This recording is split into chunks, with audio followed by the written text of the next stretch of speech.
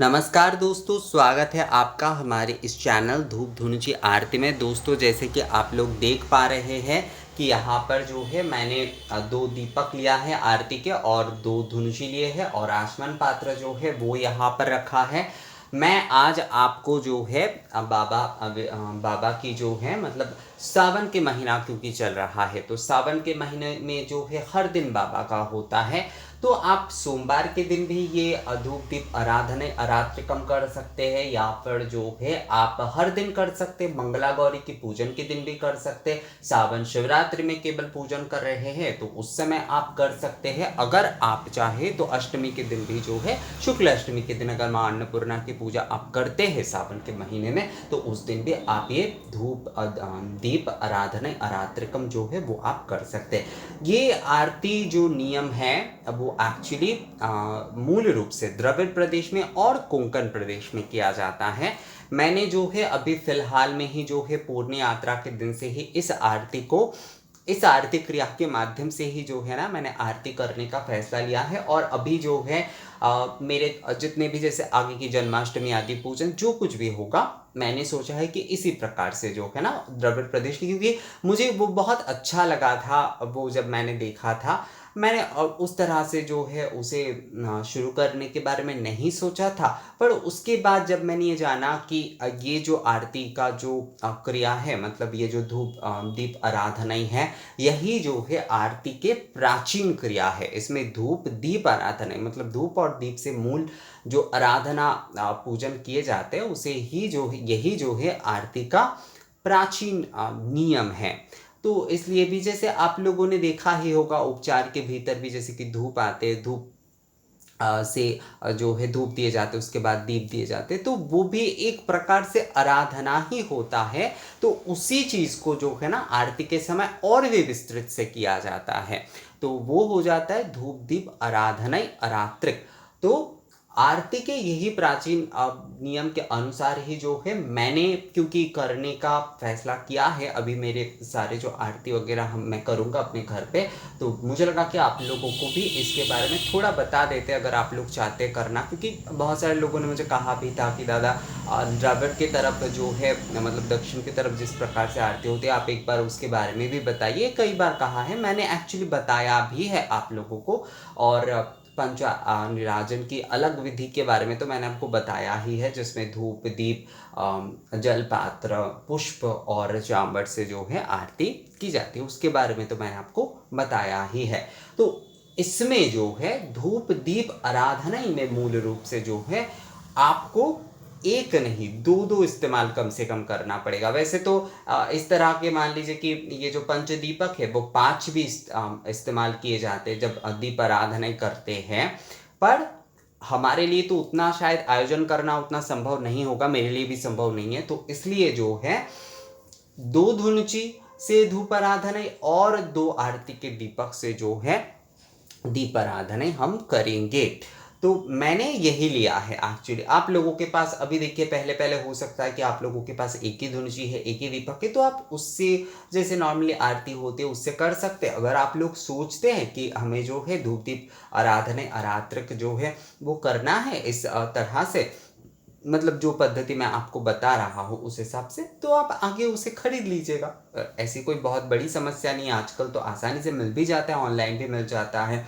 कई लोगों ने मुझे कहा है कि दादा हमारे इस तरफ उतना अच्छा नहीं मिलता है बर्तन आदि तो इसलिए जो है थोड़ा व्यवस्था करना मुश्किल होता है। देखिए ये हो सकता है, ये सारी समस्या ना होती रहती है हर प्रदेश में या फिर हर इलाके में। कुछ बहुत जैसे हमारे इस तरफ मिल जाते हैं आसानी से ये सारी चीज़ें, पर कई जगह पर जो है वो मिलना थोड़ा मुश्किल होता है। बंगाल की तरफ और बनारस की तरफ एक्चुअली पीतल की चीज़ें मिलना काफ़ी आसान होता है और इसलिए यहाँ पर लोग कई तरह की चीज़ें खरीदते भी हैं। आप देखिएगा मैं बनारस में भी मैंने देखा है, वैसे बिहार में भी बहुत अच्छे मिलते हैं पीतल की चीज़ें। तो बंगाल में बिहार में और बनारस आदि पूर्वांचल की तरफ अगर आप जाते तो कई तरह की इसलिए धूप पात्र दीप पात्र और भी पूजा के बर्तन जो है ना वो आपको देखने को मिल जाएंगे। पर दिल्ली आदि इन सारी जगहों पर थोड़ा मिलना मुश्किल हो जाता है, मुंबई में भी थोड़ा बहुत मिलना मुश्किल हो जाता है। पर आजकल तो ऑनलाइन है, ऑनलाइन मंगवाना पड़ेगा। जहाँ पर जैसी व्यवस्था हमें उसी तरीके से चलना होगा, कुछ किया नहीं जा सकता। तो धूप आराधना में जो है आपको सबसे पहले मतलब धूप दीप आराधना ये एक कंप्लीट आरती ही होगी दोस्तों। जैसे कि दोनों धुनुची से और दोनों आरती दीपक से। एक बात आप फिर से ध्यान रखिए कि जब भी हम आराधना आरात्रकम कर रहे हैं यानी कि धूप आराधना या फिर दीप आराधना कर रहे हैं तो उसमें कभी भी हमें एक दीपक या फिर एक धुनुची इस्तेमाल नहीं करना है, वहां पर हमें दोनों ही करना है। धूप आराधना में 2 धुनुची कम से कम होना चाहिए, कम से कम आप 5 भी ले सकते, पर 5 कोई तो लेगा नहीं। खासकर वैसे धूप आराधना मैंने साउथ में भी देखा है, वहां पर 2 धुनुची से ही करते, 5 नहीं जलाते। पर दीपक, हाँ, दीप आराधना में 5 दीपक जलाते हैं। तो 2 धुनुची कम से कम मतलब एक से अधिक लेना ही होगा। तो 2 धुनुची आप कम से कम लीजिएगा और 2 दीपक जो है वो आपको लेना है। तो सबसे पहले क्या है कि जैसे कि मैं यहाँ पर बस प्रतीक के तौर पर आपको दिखा रहा हूँ और इसे ही जो है आप लोग समझकर आरती आदि आप लोग करिएगा। जिस तरीके से जो है बाबा को सबसे पहले जो है आप 3 बार पुष्पांजलि आदि प्रदान करिए आरती से पहले। उसके बाद जो है हम पहले वाले जो धुनुची है उसे हम शोधन आदि करेंगे कि एतस्मै बं धूपाय नमः, एतस्मै बं धूपाय नमः, एतस्मै बं धूपाय नमः, एतगन्धपुष्पे धूपाय नमः, एतगन्धपुष्पे एतदधिपते देवाय श्री विष्णवे नमः, एतगन्धपुष्पे एतद संप्रदानाय उमा महेश्वराय नमः, या फिर केवल शिवाय नमः भी बोल सकते, मैं उमा महेश्वराय नमः ही बोलता हूँ। उसके बाद जो है ओम वनस्पति रसो दिव्य गंधाढ़ सुमनोहर मया निवेदित भक्ता धूप हयं प्रतिगृहतन एष अरात्रिक धूप श्री श्री उमा महेश्वराय निवेदयामि। ये कहते हुए जो है आपको पहले धूप से जो है वो आपको आरती कर लेना है। अब इसे रख देना है। अब इसके बाद जो है हमें हाथ धोना है। मैं शंख और घंटी बजाकर यहाँ पर नहीं दिखा रहा हूँ क्योंकि प्रतीक के तौर पर आपको बता रहा हूँ। कई लोगों के पास शंख घंटी नहीं भी हो सकते हैं तो वो केवल ओम जय शिव ओमकार ये गाते हुए जो है ना वो कर सकते हैं। तो इसके बाद हमें हस्त प्रक्षालन करना है और आप सारे जो धूप दीप है वो उन्हें आप जो है पहले ही जो है निवेदन करके रख सकते हैं आरती शुरू करने से पहले, या फिर हर जो बार जो है हाथ धोने के बाद अलग अलग से जो है फिर से दूसरे धुनुची जो है वो आपने निवेदन कर दिए। अब जो है अब उससे भी हमें आरती करना है। तो ये हो गया हमारा दूसरा वाला धुनुची। तो ये हमने कर दिए। अब जो है अब फिर से रख देना है। अब हमें हस्त प्रक्षालन फिर से करना है और इसके बाद जो है हम एक जो है 2 दीपक आप अगर ले रहे हैं धूप आराधना के लिए, सॉरी दोस्तों दीप आराधना के लिए, तो उसमें जो है एक आप घी के जलाने की कोशिश करिए, एक तेल के जलाने की कोशिश करिए, ये अच्छा रहता है सबसे ज़्यादा। तो हमने जो है घी के दीपक से जो है हम आरती करेंगे। इसे भी जो है ना विधिवत तौर पर निवेदन आदि करना ही होगा। हस्त प्रक्षालन के बाद जिस तरीके से जो है विधिवत तौर पर जिस तरीके से तस्मै बं निराजन दीपमालाय नमः, तस्मै बं निराजन दीपमालाय नमः, इस प्रकार से जो है आरती के मंत्र एक्चुअली मैंने बहुत बार आप लोगों को बता दिया है तो इसलिए मुझे लगता है अलग से आप लोगों को बताने की ज़रूरत नहीं है। इस तरह से मैंने धूप के बारे में बताया बिल्कुल उसी तरीके से दीपादि निवेदन करके ये घृत दीपक से जो है आप आरती कर लीजिए। अब जो है आप इसे रख दीजिए। अब जो है आपको फिर से हस्त प्रक्षालन करना है। अब जो है ये तेल के जो दीपक है उससे जो है आपको आरती करना है। इसे भी विधिवत तौर पर निवेदन आदि कर लेना है। अब जो है तेल के दीपक से जो है आपको आरती करना है बाबा के और उसके बाद जो है इसे रख दीजिए, हस्त प्रक्षालन करिए और इसके बाद जो है स्तव पाठ करिए या फिर जो है आप प्रणिपात करिए प्रणाम मंत्र के साथ। कर्पूर गौरम करुणावतारम संसार सारम भुजगेंद्रहारम सदा वसंतम हृदयारविंदे भवम भवानी सहितम नमामि। ओम अन्नपूर्णे सदा पूर्णे शंकर प्राण वल्लभे ज्ञान वैराग्य सिद्ध्यार्थम भिक्षां देहि च पार्वती। जब भी भगवान शिव के आप मंत्र बोले उसके साथ साथ माता पार्वती मां अन्नपूर्णा के मंत्र भी आपको बोलना चाहिए दोस्तों। तो इस प्रकार से जो है धूप आराधना दीप आराधना जो है वो संपूर्ण होता है। ये द्रविड़ प्रदेश का नियम है। द्रविड़ प्रदेश में जो आरती आदि किए जाते हैं वहाँ पर यही नियम आपको दिखेंगे। वहाँ पर जो है धूप दीप जलपूर्ण शंख, जलपूर्ण शंख का वहाँ पर जैसे पाद्य मतलब भगवान के पैर धुलाने आदि के लिए इस्तेमाल होते हैं। वैसे तो शिव पूजन में शंख इस्तेमाल नहीं होते हैं पर मतलब जो जल शंख होते हैं वो इस्तेमाल नहीं होता है।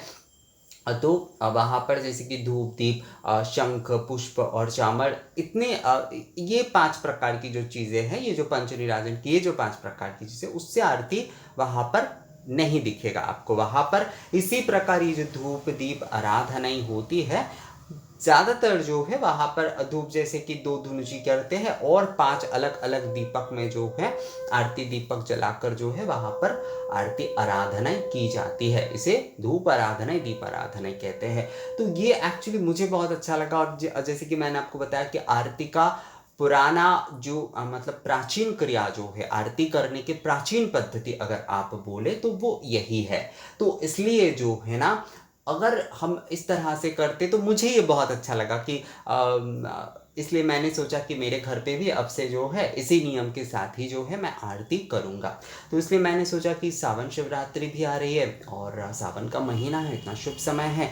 इस समय अगर आप कर पाते हैं बाबा की इस प्रकार की आरती और इससे अगर आप लोगों को तृप्ति मिलती है तो बहुत अच्छी बात है। देखिए, अगर आप लोगों के पास जो है बहुत सारे, मैं पंच आरती के बारे में बताता हूँ तब भी जो है मतलब पंच निराजन के बारे में जब बताता हूँ, बहुत सारे लोग कहते हैं हमारे पास चामर नहीं, हमारे पास जलपूर्ण शंख नहीं है। तो नहीं है, कोई बात नहीं। आपके पास एक, या फिर यहाँ पर भी मैंने जो सारी चीजें दिखाए हैं उसमें से मान लीजिए आपके पास केवल मात्र एक धुनुची है, एक आरती के दीपक है, उससे ही आरती करिए। आप धुनुची से समय लेकर आरती करिए, आप दीपक जलाकर समय लेकर आरती करिए, उसके बाद स्तुति स्तव आदि पाठ करिए, प्रणिपात करिए। इससे ही आपकी आरती जो है ना वो संपूर्ण होगा दोस्तों। तो इसलिए जो है जो आपके पास जितना आपके पास है उसे लेकर ही जो है आपको आरती करना है। क्या नहीं है उसके बारे में सोचकर जो है ना बिल्कुल आपको उदास नहीं होना है। ज़्यादातर लोग वही करते हैं। तो सावन के सोमवार में वैसे तो हमारे यहाँ पर 2 सोमवार ऑलरेडी हो चुका है,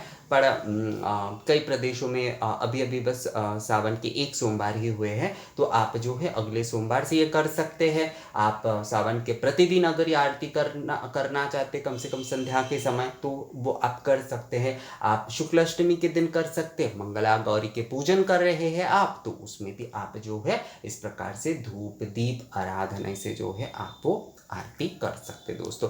मैंने बस प्रतीक के तौर पर दिखाया। जलाकर एक्चुअली इसके अगर व्यवस्था करने जाते तो शायद दिखाने में बहुत देर हो जाता। आप लोग अपने तरीके से जो है जलाकर इसकी व्यवस्था कर लीजिएगा।